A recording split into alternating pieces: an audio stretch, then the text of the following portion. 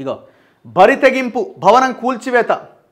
నిన్న హైడ్రా ఎక్కడ అయ్యప్ప సొసైటీలో 5 అంతస్తుల భవనాన్ని కూల్చేసింది. దాదాపు ఈ అయ్యప్ప సొసైటీలో అన్ని నోటరీల మీద మొత్తం పెద్ద పెద్ద బిల్డింగ్స్ కట్టేసారు. మరి ఇవాళ రంగనాథ్ గారు ఎన్ని బిల్డింగ్లు కూలుస్తారో చూడాలి. సరే ఆక్యుపై చేసిన వాటిని మేము కూల్చామన్నారు, కానీ ఆక్యుపై చేసినవి ఎన్ని కూలుస్తారో చూడాలి. ఇది కూలగొట్టాల్సిన బిల్డింగే, దాంట్లో ఏమీ డౌట్ లేదు. హైడ్రా మంచి పనే చేసింది. ఎందుకంటే ఇది ఆల్రెడీ పర్మిషన్స్ లేకుండా చెప్పిన తర్వాత కూడా వినకుండా కట్టేసారట ఎవరి ఇన్ఫ్లుయెన్స్తో. మరి ఇట్లాంటి బిల్డింగ్స్ చాలా ఉన్నాయి. అండ్ మనం చెప్పిన చెరువుల్లో నిర్మాణాలు చేసిన బిల్డింగ్లు కూడా చాలా ఉన్నాయి. మరి వాటిని ఎప్పుడు కూలుస్తారని మేము వెయిట్ చేస్తున్నాం. అయ్యప్ప సొసైటీలో అక్రమ నిర్మాణంపై హైడ్రా కొరడ, నేలమట్టం చేసే పని ప్రారంభించిన యంత్రాంగం. 7 అంతస్తుల భవనం జీహెచ్ఎంసీ నిబంధనలు బేఖాతరు, స్థానికుల ఫిర్యాదుతో అక్రమమని నిర్ధారించి హైడ్రా చర్యలు. మాదాపూర్ అయ్యప్ప సొసైటీలో 100 అడుగుల రోడ్డులో పాలమూరు గ్రిల్స్ పక్కన చేపట్టిన అక్రమ నిర్మాణంపై హైడ్రా కొరడా జులిపించింది. ఎటువంటి అనుమతులు లేకుండా 7 అంతస్తులుగా నిర్మిస్తున్న భవనాన్ని కూల్చేస్తోంది. హైడ్రా కమిషనర్ రంగనాథ్ శనివారం ఈ భవనాన్ని పరిశీలించి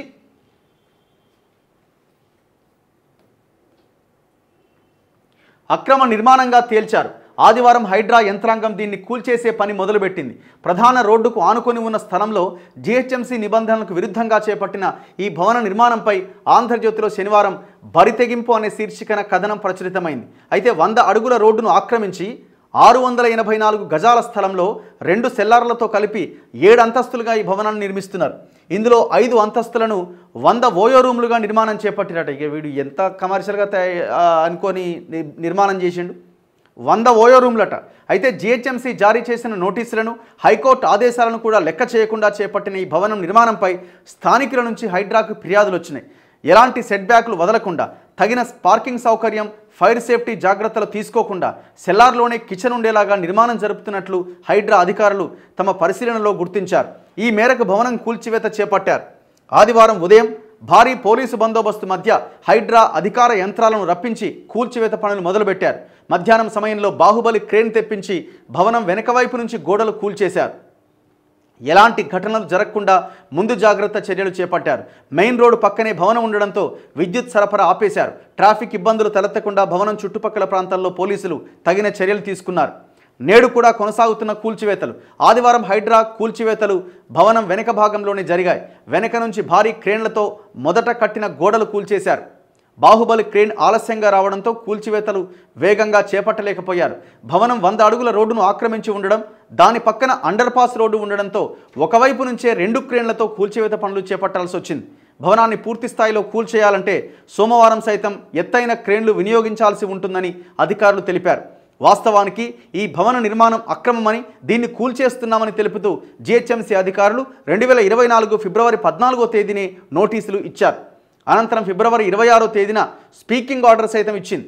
మరోవైపు హైకోర్టు కూడా రిట్ పిటిషన్ నెంబర్ 10030/2024పై స్పందిస్తూ అక్రమ నిర్మాణమని నిర్ధారించింది.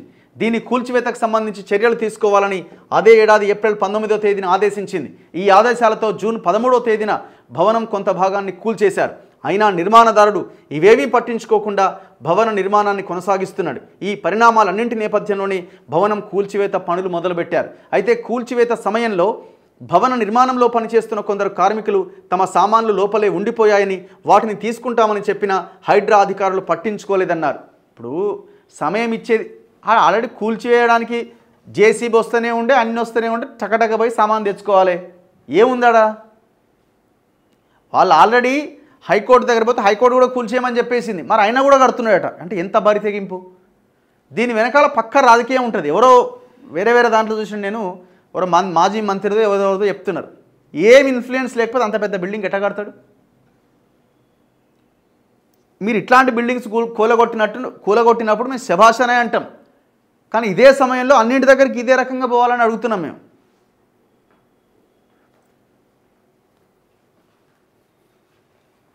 సో నిన్న రంగనాథ్ గారు ఒక స్టేట్మెంట్ ఇచ్చారు.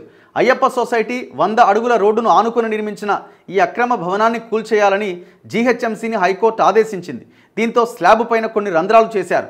ఆ తర్వాత కొన్నాళ్లకు జీహెచ్ఎంసీ చేసిన రంధ్రాలు మూసేసి మరో 2 అంతస్తుల అదనపు నిర్మాణం చేపట్టారు.